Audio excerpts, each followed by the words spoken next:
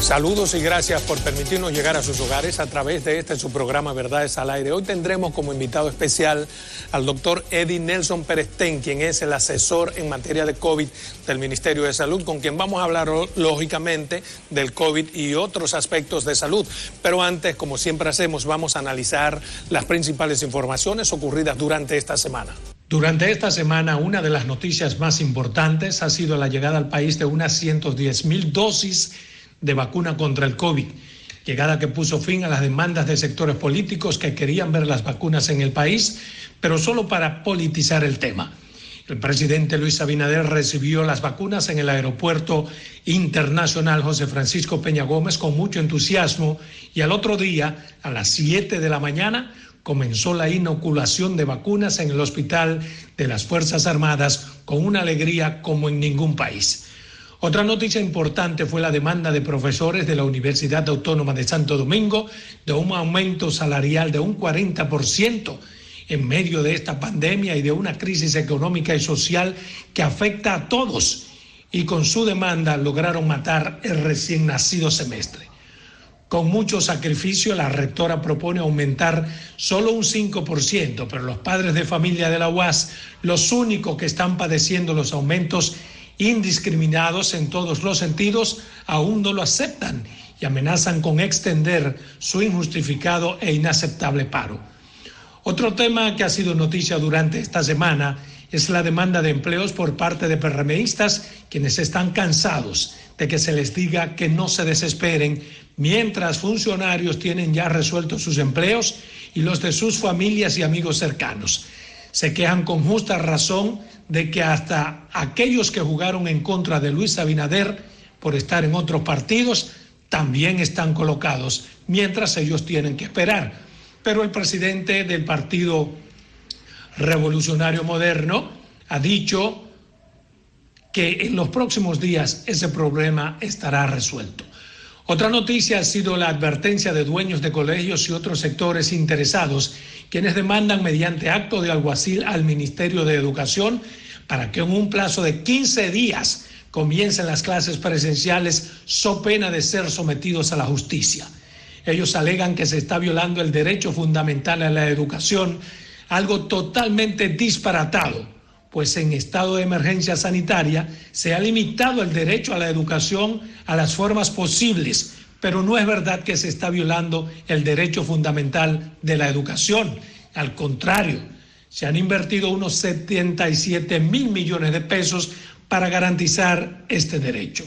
La vuelta a clases debe estar directamente relacionada con la vacunación de los estudiantes, pues de lo contrario, solo estaríamos creando nuevos vectores de enfermedad para llevarlos a casa.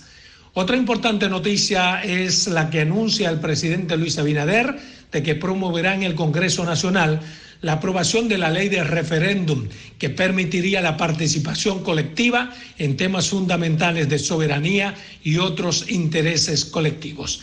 Es importante el referéndum para que, entre otras cosas, como es el caso de las 3 causales, se supla la irresponsabilidad de senadores y diputados en torno al tema y otros en los que no han sido capaces de debatir y ante su irresponsabilidad prefieren sacarlo del Código Penal y dejarlos para después, lo cual evidencia sus incapacidades, pues quieren sacar del Código Penal un tema que es eminentemente penal para no chocar con ningún sector.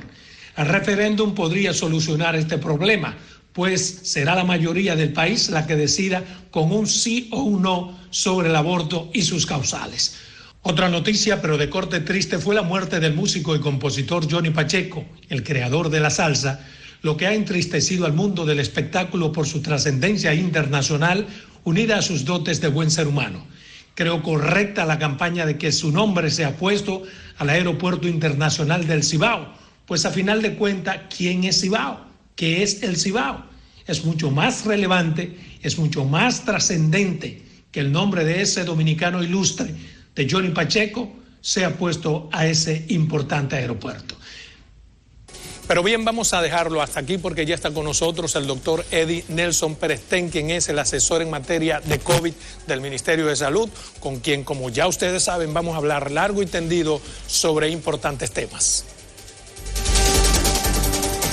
Bien, tal y como les habíamos prometido, ya está con nosotros el doctor Eddie Nelson Perestén, quien es el asesor del Ministerio de Salud en materia de COVID, con quien vamos a hablar sobre importantes temas. Pero antes vamos a hacer una breve reseña sobre los estudios de este importante hombre de la sociedad dominicana. El doctor Eddie Nelson Perestén es director de la Escuela de Medicina de la Universidad Dominicana OIM y del Centro de Investigación de Salud Global y Biotecnología, asociado a la Escuela de Medicina de esta universidad desde el año 2012. Es también presidente de la empresa de investigación Two Ocean in Health. Recibió su título de doctor en medicina cum laude en la Universidad Nacional Pedro Enríquez Ureñas.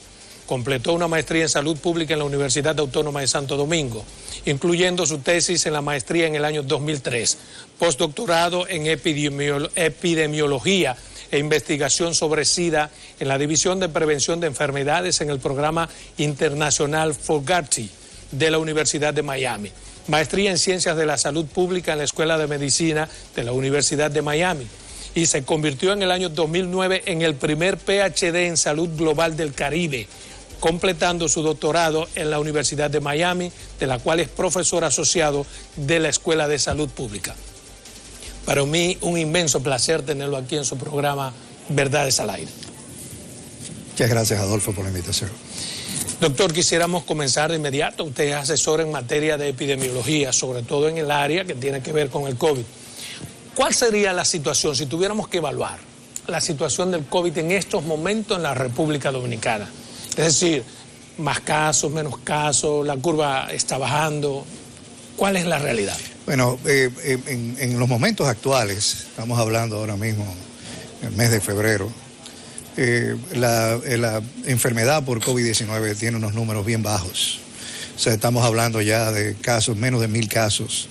De infectados. De casos nuevos en el día de hoy.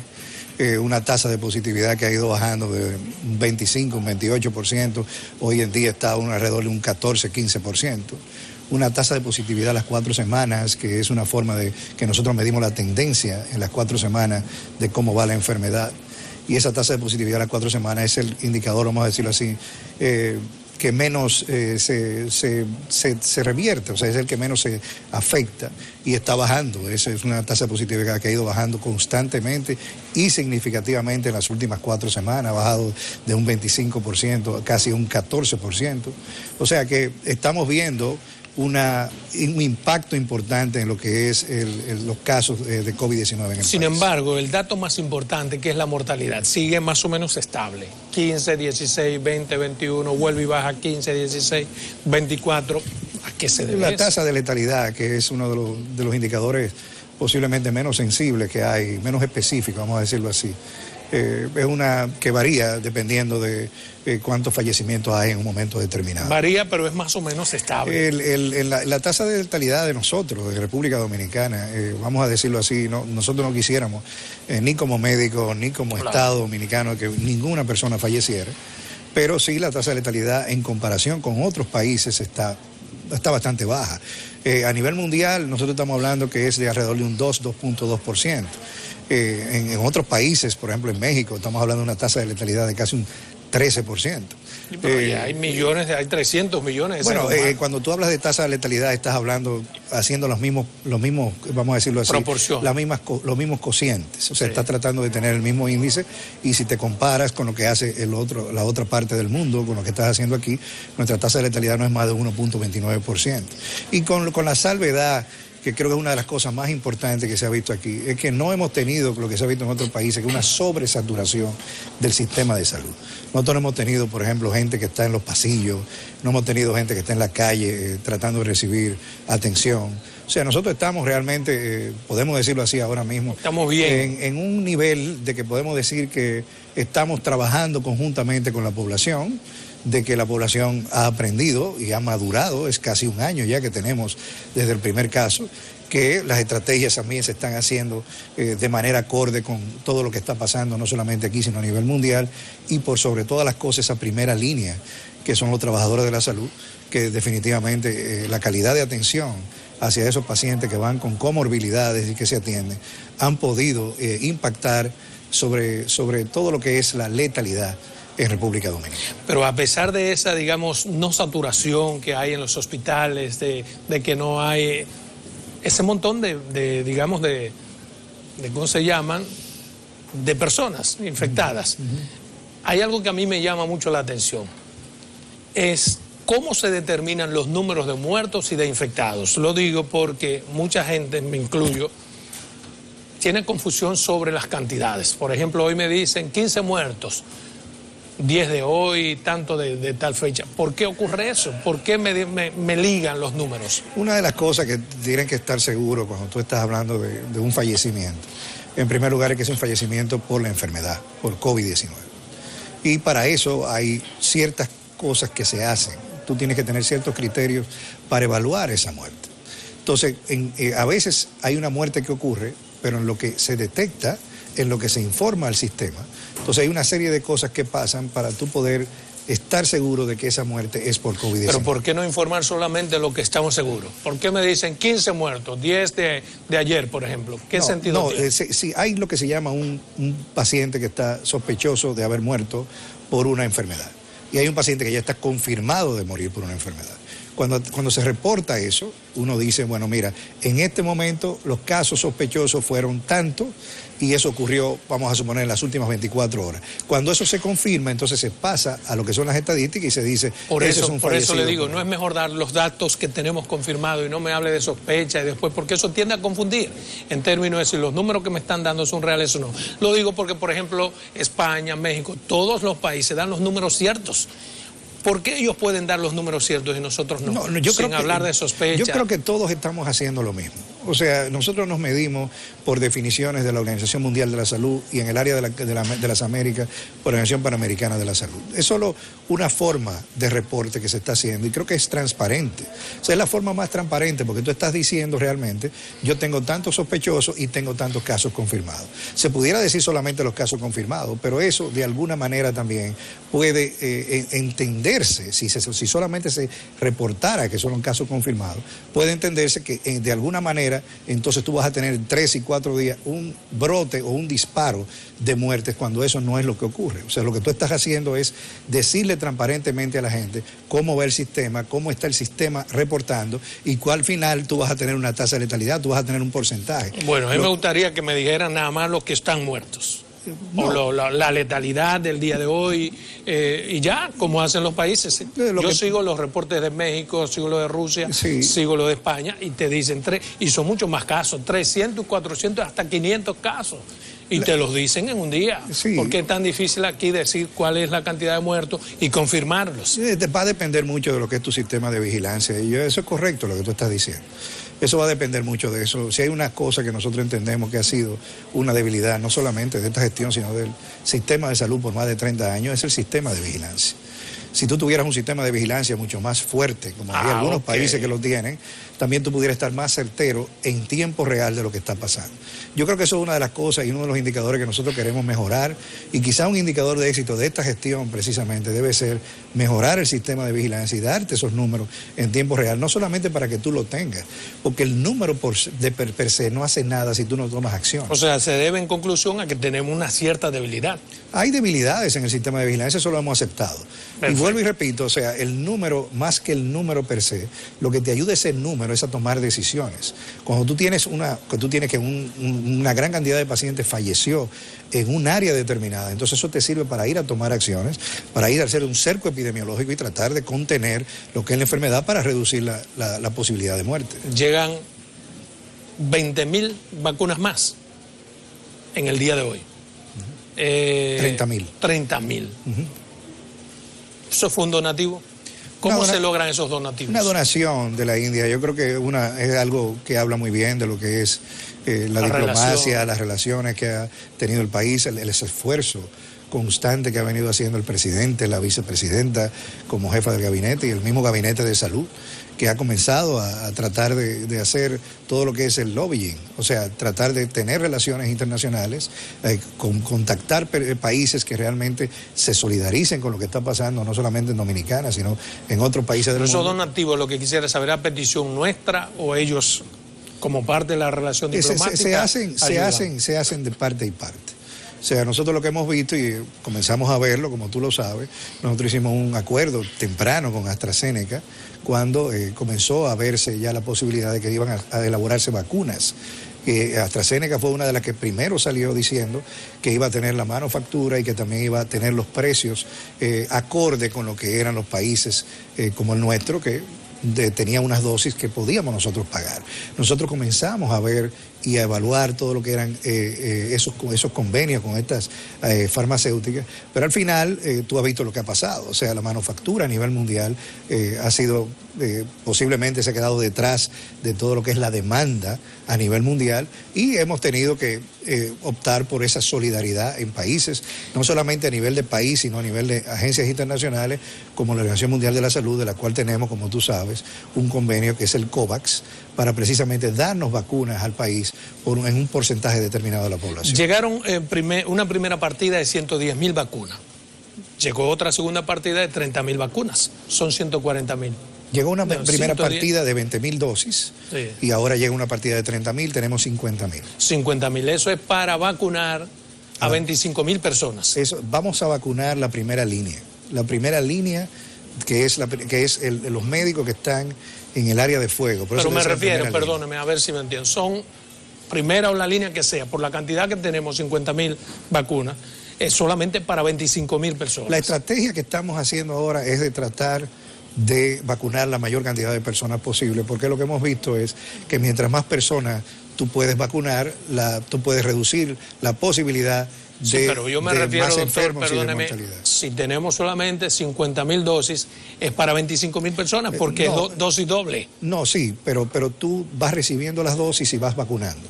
Si tú tienes 50.000 dosis, vamos a suponer, que creo que por ahí que va tu pregunta, sí, y yo tengo las 50.000 dosis y no me llegan más vacunas, exacto, yo tengo que seguir vacunando y voy a vacunar 50.000 personas y tengo Pero eso sí te llegan más. No, hay tiempo necesario para la segunda dosis.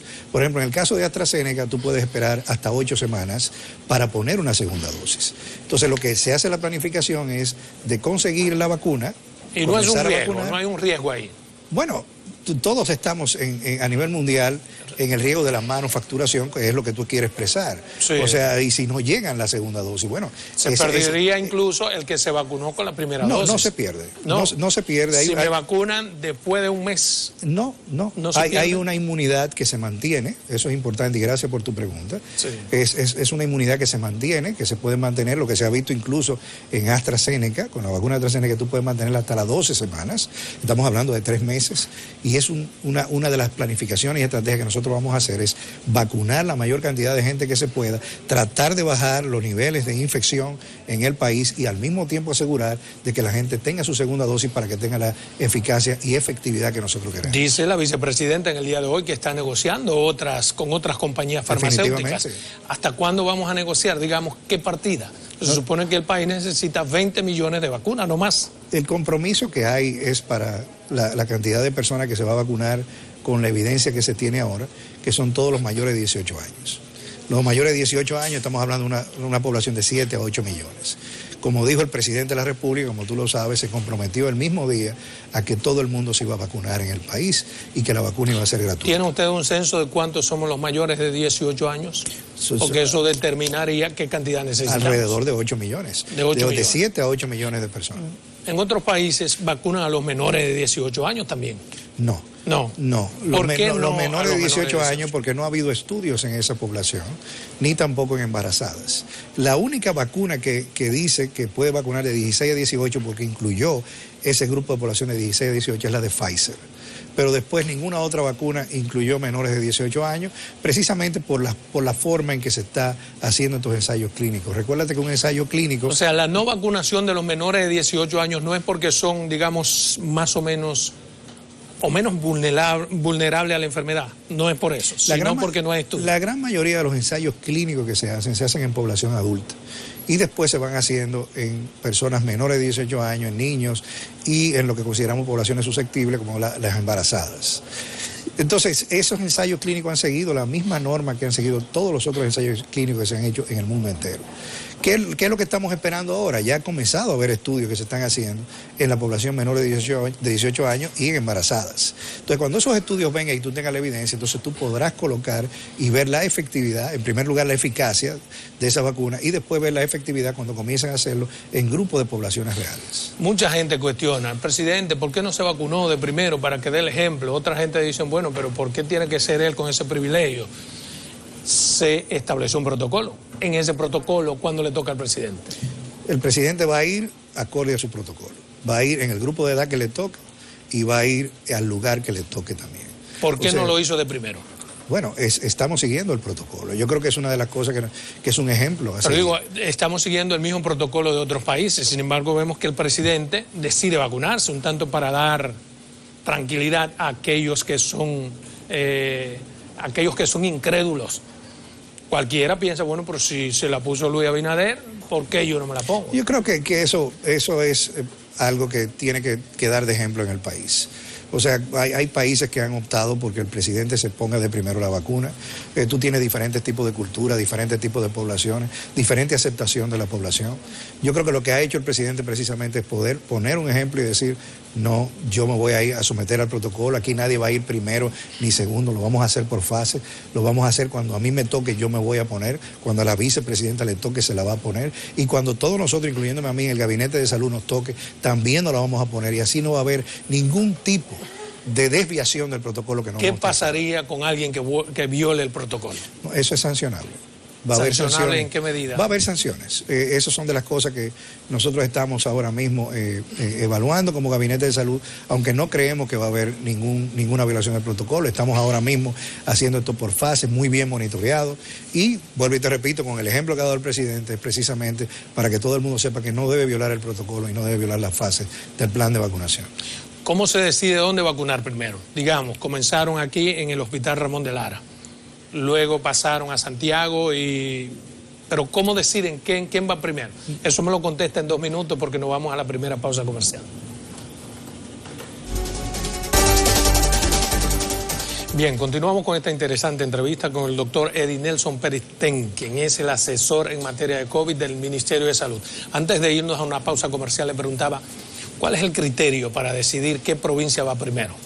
Criterios epidemiológicos, lo que estamos tomando, criterios de dónde hay mayor frecuencia de casos, dónde se han presentado los casos más, vamos a decirlo así, vulnerables, cuál ha sido esos hospitales que son COVID, que son para trabajar con la enfermedad de COVID, y que realmente en las provincias donde se ha hecho... A partir de ese criterio, perdóneme, San Francisco debió ser una de las primeras provincias intervenidas con la vacunación, y no fue así. No, en realidad lo que se hace es un mapeo. Nosotros tenemos un mapa de calor donde ha habido la mayor cantidad de poblaciones. San Francisco obviamente ha sido el más sonado porque han sido los brotes más importantes. De hecho, los primeros casos que más sonaron en el país fueron de San Francisco. Exacto. Pero ya nosotros estuvimos, en el día de ayer, por ejemplo, estuvimos en San Francisco de Macorís, pero se ha ido por etapas y se ha ido precisamente utilizando esos criterios epidemiológicos de dónde hay más casos, quién ha tenido más casos, y de ahí en adelante hemos seguido. ¿Tienen una cantidad exacta de cuántos médicos habrá que vacunar?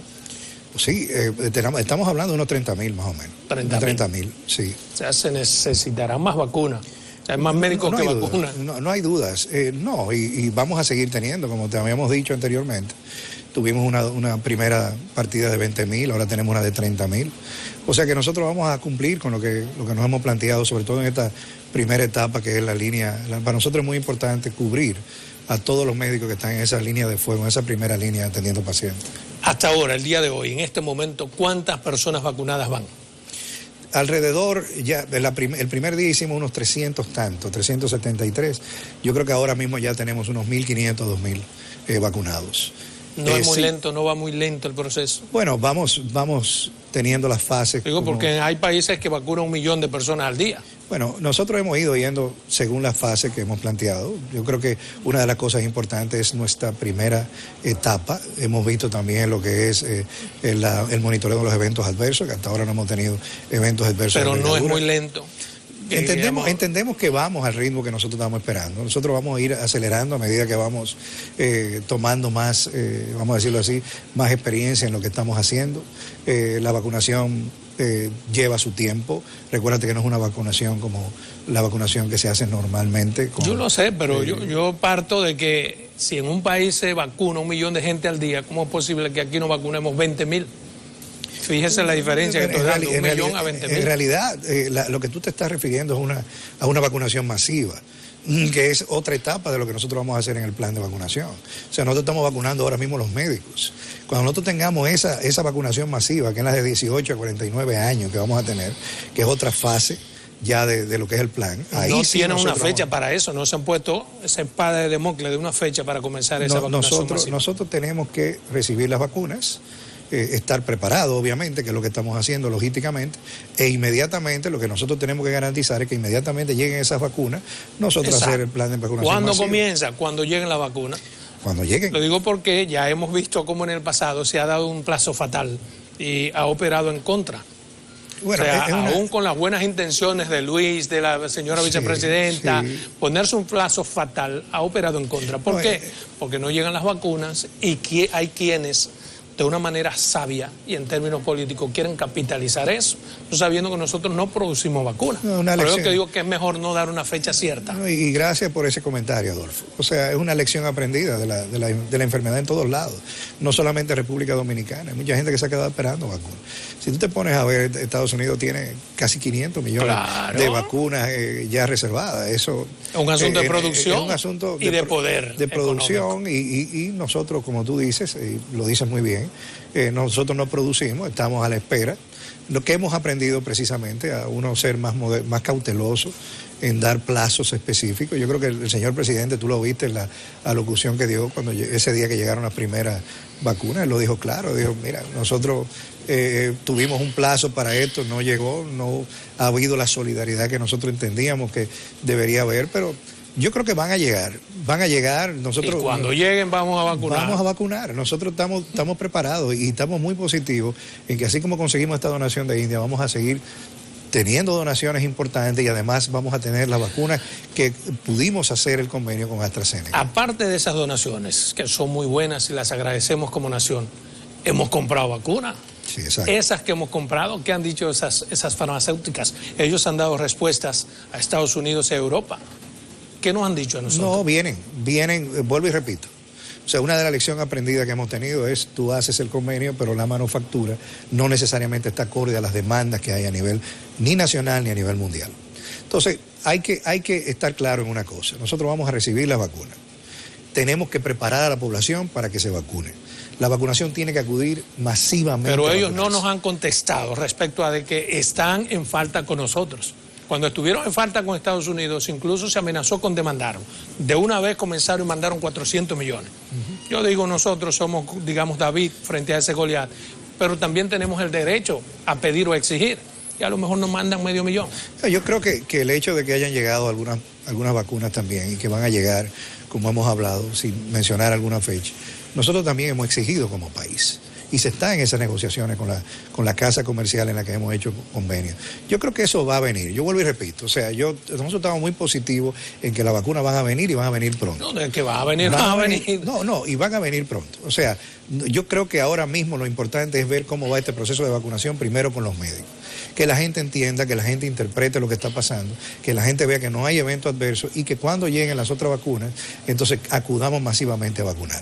Como asesor en materia de COVID, hay quienes están pidiendo, por ejemplo, que se inicie una campaña de concienciación y de información. ¿Usted está de acuerdo con eso? Sobre la vacunación con COVID, totalmente de acuerdo. ¿Y cuál es el sentido de una campaña, gastar un dinero sobre un tema que todo el mundo sabe que existe? Tenemos un año padeciendo esta pandemia. ¿Por qué hay que iniciar, gastar, digamos, 400 millones en una campaña? No, tú, como todo en la vida, Adolfo, tú tienes grupos de poblaciones que son más ávidos a hacer una cosa que otra. no todas las poblaciones se comportan iguales. O sea, si tú vas a hacer una campaña, por ejemplo, en el embarazo en adolescentes, hay grupos de poblaciones que acatan mejor la campaña que otros.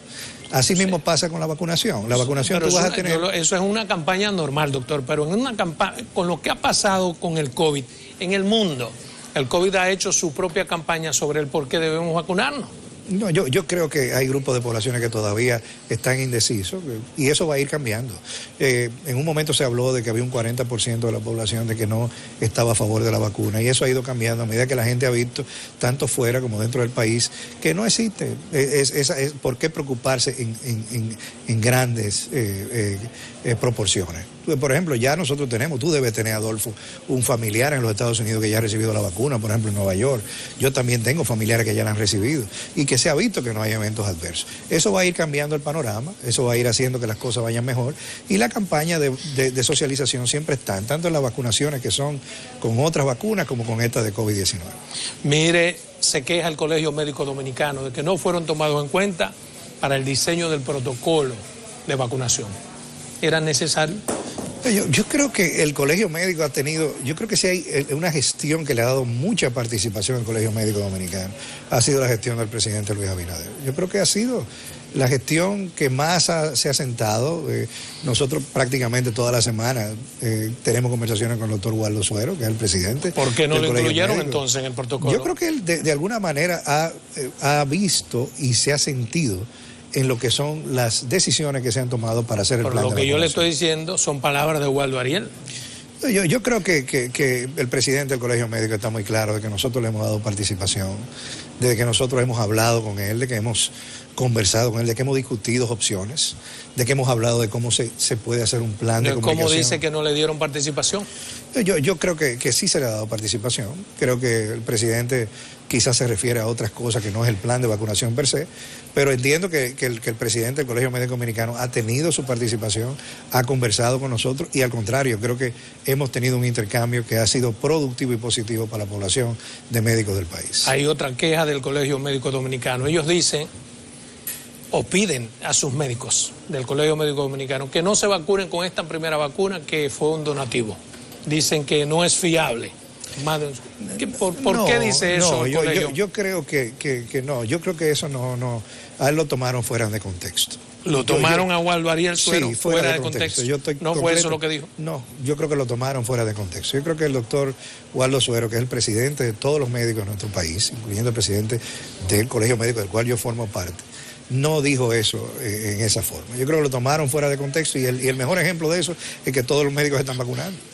Todo el personal de salud se está vacunando ahora mismo. Tú vas a los hospitales ahora mismo y te das cuenta que todo el mundo quiere vacunarse. Todo el que está en la línea, en esa primera línea, quiere vacunarse. Entonces, si hubiese habido realmente un llamado del Colegio Médico, eso hubiera de alguna manera mermado lo que está pasando ahora mismo en el país, que esta vacunación que está siendo ahora mismo como nosotros queremos que sea. Doctor, ¿cuál es el criterio para la comercialización de la vacuna?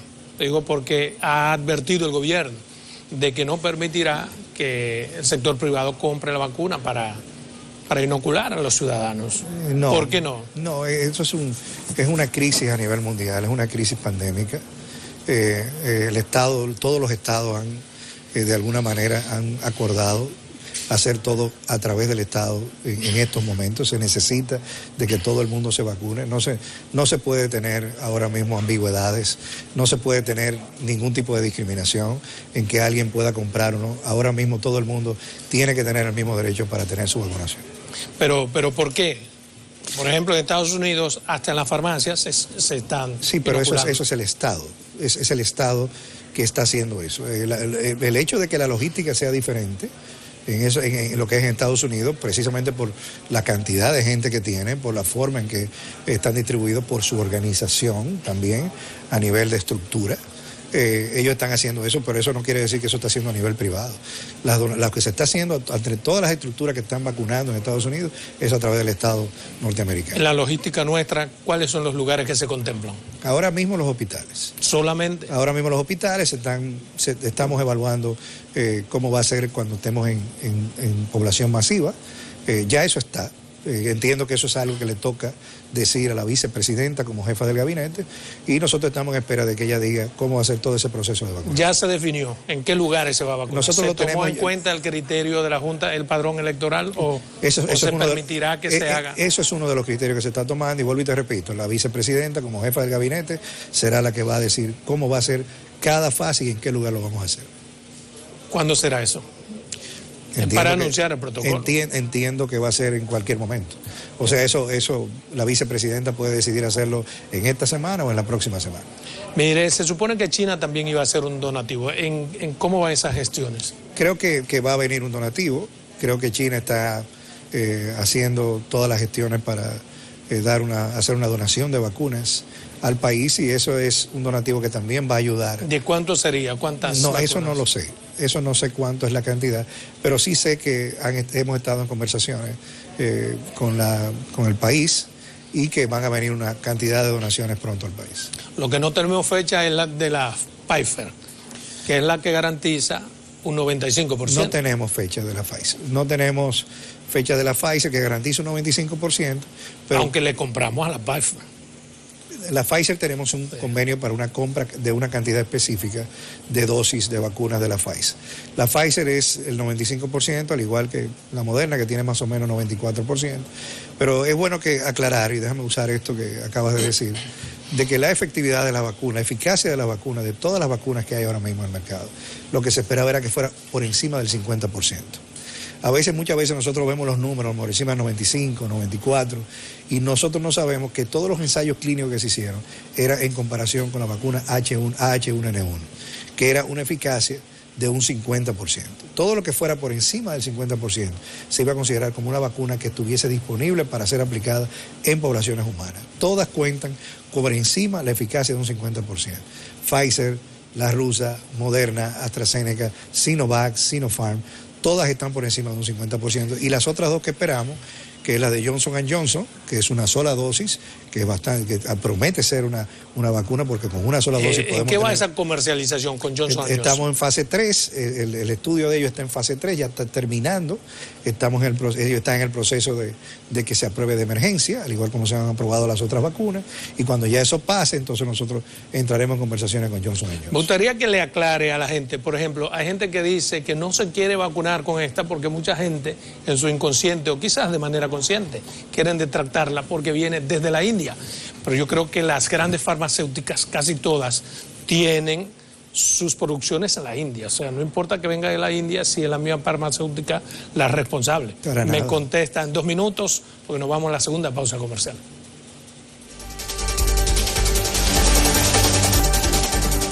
Bien, antes de irnos a la segunda pausa comercial, hablábamos con el doctor sobre la factibilidad de la vacuna, no importa que haya sido fabricada en la India, pues a final de cuentas todas las casas matrices tienen su equipo de producción en la India. Sí, o sea, eso es algo que ocurre no solamente en esta vacuna, sino en otras vacunas también que se han usado en poblaciones humanas. Tú siempre vas a tener manufactura en diferentes países. Lo que importa es el componente de la vacuna. O sea, tú tienes un componente que se puede fabricar en cualquier lado. Tienes que garantizar, obviamente, el control de calidad con lo que estás haciendo. Y puede venir de donde quiera que sea, si tiene el control de calidad que se espera.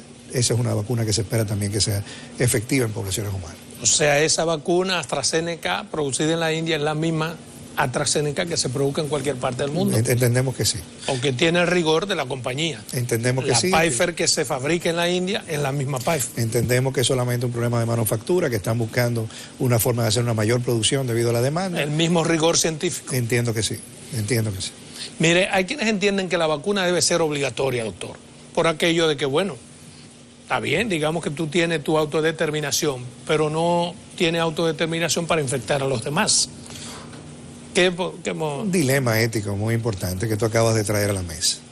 Eso siempre va a haber esa discusión en que si debe ser obligatorio, y después viene la otra cosa que si es voluntario, porque yo tengo todo el derecho de saber y qué decidir con mi cuerpo. Eso tú lo haces siempre. O sea, cuando tú vas a una clínica, un hospital y te dicen... Lo que no tiene derecho a enfermarme a mí. Bueno, ese es el otro lado del dilema. del dilema ético. O sea, ¿cuál es su valoración? ¿Qué hacer en yo creo que en el caso que estamos viviendo, que es una enfermedad muy sui generis, en la que hay tantas cosas que hemos aprendido, en la que hay cosas que en un momento determinado se convierten en verdad y en otro momento puede ser que esa verdad ya no sea de la envergadura que le hemos visto, en la que se han hecho muchas cosas, vamos a decirlo así, en poco tiempo. Nosotros tenemos solamente un año. Cada cual tiene el derecho a decidir, y sobre todo los mayores de 18 años, decidir qué. O sea, que no debe ser obligatorio lo que usted me está Nosotros diciendo. lo que estamos haciendo es haciendo un consentimiento informado. O sea, nosotros con el plan de vacunación estamos invitando a la gente a que se vacune voluntariamente. Hasta ahora, el 100% aceptado. Mi pregunta es si usted está de acuerdo o no con que sea obligatoria. Yo entiendo que la voluntariedad en este momento es importante. Es importante de que uno voluntariamente vaya a hacerse su vacunación. O sea, no debe ser obligatorio, según usted. No tiene por qué serlo. Perfecto. No tiene por qué serlo. Entiendo, en primer lugar, en nuestro país, hablando ya específicamente de nuestro país, de que no necesariamente tiene que ser obligatoria, de que tú vas a tener un consentimiento que vas a firmar y que vas a decir que sí. Y además es por la población. La población nuestra, más de un 98% de la población ha tenido cobertura de vacunación y tenemos casi un 100% de la gente que ha dicho que sí. Entonces nosotros no esperamos, nosotros estamos haciendo lo que se llama cumplir con parámetros internacionales ante una realidad cultural que tenemos aquí de una aceptación de más de un 100, bueno, de más de un 98% de la vacunación. Los estúpidos que no se quieran vacunar deberían estar también encerrados para que no infecten a los demás. Pero bien, mire, doctor, estar vacunado, ¿en qué medida, en qué proporción no infecta a los demás? Lo digo porque hay gente que, bueno, yo me vacuné, puedo salir, abrazar, besar, pero el virus no está en la sangre de ese ser humano, sino que se pega con la saliva y de otras formas. Una gran pregunta y es una de las interrogantes que vamos a responder dentro de posiblemente 2 o 3 semanas a nivel mundial, ya que hemos comenzado la vacunación y vamos a comenzar a entender qué tanto puede una persona después que se vacuna ser infeccioso, mantener la infectividad. Lo que se está recomendando ahora es el mismo lema que estamos recomendando antes de la vacuna y es no bajar la guardia. ¿Okay? El uso de mascarilla sigue siendo importante, el distanciamiento físico sigue siendo importante y el lavado de manos sigue siendo importante. El uso de mascarilla sobre todo, se ha demostrado que el usar mascarilla, el tú mantener la mascarilla puesta, eso previene en un gran porcentaje la diseminación de la infección. ¿Qué nosotros esperamos? Que ya cuando haya una gran parte de la población que esté vacunada, nosotros comencemos a ver cómo se va comportando el virus, cómo se van comportando los casos, cómo se va comportando esto a nivel mundial, pero de que hay que seguir usando la mascarilla, el distanciamiento físico y el lavado de manos, eso lo vamos a tener todavía por un buen tiempo. ¿Cómo podemos mantener eso de la mascarilla y ese distanciamiento humano, digamos, si iniciamos mañana las clases presenciales? Porque las pandemias y la epidemia se transmiten por vectores. Muchos jóvenes juntos, eso es un vector considerable, sí, que van a llevar a sus casas, a sus abuelos, a sus padres, esa enfermedad.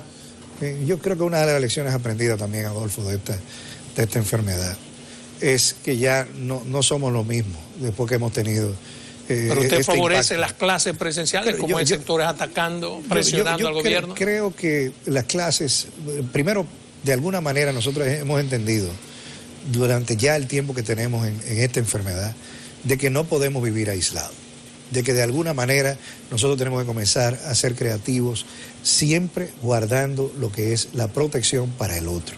Yo trato de protegerte a ti, entendiendo de que si yo te protejo a ti, nos vamos a proteger todos y así no vamos a diseminar la enfermedad. Si en las clases, por ejemplo, nosotros hacemos lo que se llama la virtualidad, que es lo que estamos haciendo ahora, clases a nivel virtual, nosotros también tenemos que ver cómo a medida que vayamos entrando en este proceso del plan de vacunación y entremos en lo que es la inmunidad de rebaño, cómo vamos a ir haciendo ese regreso a las clases, ya sea vacunando a los profesores, ya sea vacunando sobre todo ese grupo de profesores. O sea, la presencialidad usted la sujeta a la vacunación. Entendemos que sí, entendemos que la presencialidad va a tener que ir viniendo de la mano tiene que venir de la mano de todo lo que va a ser este plan de vacunación, el éxito que tenga este plan de vacunación, el éxito que tenga en la repercusión de la reducción de la tasa de letalidad, de la mortalidad por la enfermedad, de haya menos casos. A medida que comencemos a ver eso en este país, entonces ya tenemos que buscar la estrategia de cómo ir regresando paulatinamente a las aulas, monitoreando, y cuando ya tengamos a ciencia, vamos a decirlo así, cierta, de que tengamos esos indicadores que nos permitan decir que se pueden hacer el regreso presencial, siempre sin olvidarnos de la virtualidad y del impacto de la virtualidad, entonces nosotros regresaremos. Sectores nacionales, hasta internacionales, están demandando, por ejemplo, presionando para que se inoculen, para que se vacunen aquí en territorio dominicano a los ilegales, no importa la nacionalidad, en esta primera fase como los demás. ¿Cuál es su visión sobre eso? La estrategia debe ser a nivel mundial de que todo el mundo debe vacunarse. Si tú no vacunas, por eso la solidaridad es tan importante, si tú no vacunas a la población mundial van a comenzar a venir las variantes. ¿Qué significa las variantes? Que van a comenzar a haber mutaciones. Pero no hay un orden de prioridad, digamos. Bueno, si usted tiene dominicanos aquí pagando impuestos y son dominicanos y la vacuna se compra con los cuartos dominicanos, vamos a comenzar por los dominicanos y luego... El plan de vacunación definitivamente tiene su fase, como lo sabes. Y hay un orden secuencial de eso. ¿Cuál es el orden? El orden secuencial es médicos, ¿verdad? Tenemos docentes, militares, personas con comorbilidades por encima de 65 años. O sea, esas son las fases y vamos a tener una población de 18 a 49 años que va a ser vacunada masivamente. Ahí entra todo el que está primero en nuestro país debe recibir la vacuna. Debe recibir legal la vacuna. O ilegal. Bueno, de alguna manera, si lo hacemos a nivel de padrón, como es una de las cosas que se ha planteado, entonces vamos a comenzar precisamente por aquellos que están legalmente residiendo en el país. Y todo el ciudadano que esté en ese padrón va a estar incluido dentro de la vacunación. Por casualidad, ¿Salud Pública tiene datos sobre extranjeros infectados en el país? ¿Tiene una relación? Nosotros no tenemos ahora mismo lo que es, no hemos hecho ese cruce. ¿Por qué no que lo es un han cruce hecho? Importante. Exacto. No lo hemos hecho. No hemos, vamos a decirlo así, segmentado población extranjero nacional. Es una de las cosas que ahora que lo preguntas, quizás pudiera hacerse en un momento determinado. Pero he visto en otros países que quizás eso es con la necesidad de ver cómo hacemos estrategias más dirigidas a ver una reducción del impacto de la enfermedad, más que por la nacionalidad en sí. Mire, usted es infectólogo, o sea, no es solamente que sabe de COVID, el COVID hemos aprendido todos juntos. Epidemiólogo. Epidemiólogo, exactamente, sí. Perdón. Tenemos 3 casos de difteria aquí en el país. Sí. ¿Eso es para alarmarnos o qué no les preocupa? Bueno, siempre que hay un caso de enfermedad inmunoprevenible es porque realmente es un motivo de preocupación. Porque eso está muy bien controlado, en el país sobre todo está muy bien controlado. Cuando ocurre un caso, eso es una bandera roja tanto para el país como para la región. 3 casos que hubo, como tú bien lo dices, 3 casos separados, no fue en un mismo lugar, lo cual en cierta forma nos da un poco de tranquilidad, si se pudiera decir. Si hubiera sido en una misma comunidad ya hubiéramos hablado de un brote y eso hubiese sido ya una forma diferente de abordaje. Están en 3 lugares diferentes, hemos hecho las observaciones del lugar, hemos ido a ver los contactos de esas personas y obviamente hay que enfatizar y reforzar lo que la vacunación. ¿Y qué han detectado con esos 3 casos en lugares diferentes? No ha habido, por suerte, no ha habido una diseminación a nivel comunitario de que esos casos hayan sido infecciosos a otras personas que hayan estado en contacto. Y obviamente eso lo que nos trae a relucir es lo mismo que hemos hablado en otros escenarios, Adolfo, de que el COVID-19 realmente ha impactado tanto que la mayoría de los recursos y de la atención se ha ido al COVID y algunas de las cosas como esta cobertura de vacunación han mermado un poco precisamente por lo que es la enfermedad en sí, de la accesibilidad a los puestos de vacunación, de todo lo que representa la movilidad de la población, y eso no es solamente aquí en el país, sino a nivel de la región. Doctor, en sentido general, ¿cuál es su evaluación sobre el sistema de salud? Hago esta pregunta porque gobiernos tras gobierno, hay que invertir demasiado en salud. Y es como que alguien miente sobre las inversiones. Pues si aquel invirtió 70.000 millones, este no puede invertir 70.000, porque ¿de dónde se fueron aquellos? La inversión quizás que debe haberla, debe ser una inversión estratégica. debe hacer una inversión más que ahora mismo en la atención, debe derivarse hacia la prevención. Yo creo que el paradigma ahora de atención primaria es el paradigma que debe ser un indicador de éxito de la gestión del presidente Luis Abinader. Sin embargo, no arranca. Tiene que arrancar. Es una necesidad. La atención primaria tiene que arrancar. Es una necesidad. No es porque ya nosotros querramos o no querramos. O sea, lo que ha venido a decir la enfermedad COVID-19 es que la atención primaria, si no ocurre, nosotros vamos a perder todo lo que hemos ganado en otras cosas. Y el mejor ejemplo de eso, por ejemplo, son los países que han apostado a una atención terciaria. Pero yo he venido creciendo, perdóneme, en términos profesionales, haciendo preguntas a los médicos sobre la atención primaria, y todos los años que tengo, ya 26, es esa misma respuesta. Tiene que avanzar. ¿Por qué? ¿Por qué no se implanta? ¿Por qué no arranca la atención primaria? Yo creo que es cuestión de que no había pasado quizá el impacto de una enfermedad como esta. Yo creo que esta enfermedad, si hay una de las cosas, de las lecciones aprendidas que puede ser convertida como crisis en una oportunidad, es precisamente la atención primaria. ¿Pero y por qué? ¿Qué incidencia tiene el COVID para que sea tomada como modelo de que necesitamos la atención primaria? Tú te fijas, por ejemplo, en cómo algunos países que han apostado a la atención primaria han ido en cierta forma teniendo mejores números que lo que han apostado a la atención terciaria. Volvemos a compararnos con el país más importante y más desarrollado del mundo, que son los Estados Unidos. Si tú te fijas cómo se ha manejado la enfermedad en los Estados Unidos, el número de casos que ha tenido, la mortalidad que ha tenido en los Estados Unidos, es algo que te dice a ti que un país que ha dado el 17% de Producto Bruto Interno para el sistema de salud, 17% del Producto Bruto Interno para su sistema de salud, y no ha podido con una enfermedad como esta, es porque ha apostado a la atención terciaria. Usted tiene maestría en estudios relacionados con el SIDA. Sí. ¿Cómo anda el SIDA en República Dominicana? El VIH está en menos de 1% en población general. ¿Eso significa que ha crecido? Eso significa que de alguna manera nosotros estamos casi en los mismos parámetros que teníamos en el año 1997-1998. Pues no ha crecido. No ha crecido, se ha mantenido por debajo de 1% de la población general. Lo que sí hay problemas es con los grupos más vulnerables. Los grupos vulnerables, como son hombres que tienen sexo con hombres, los transexuales, trabajadoras sexuales que han mantenido ¿Son vulnerables o expuestos? Pues vulnerable es cuando tú estás desprotegido, pero cuando tú eres quien no te protege. Son grupos vulnerables por muchas razones. Son grupos vulnerables porque en cierta forma tienen una discriminación que no les permite insertarse a la sociedad. Son grupos vulnerables. ¿Aquí se discriminan a los pacientes con SIDA, en su opinión? Se ha reducido bastante.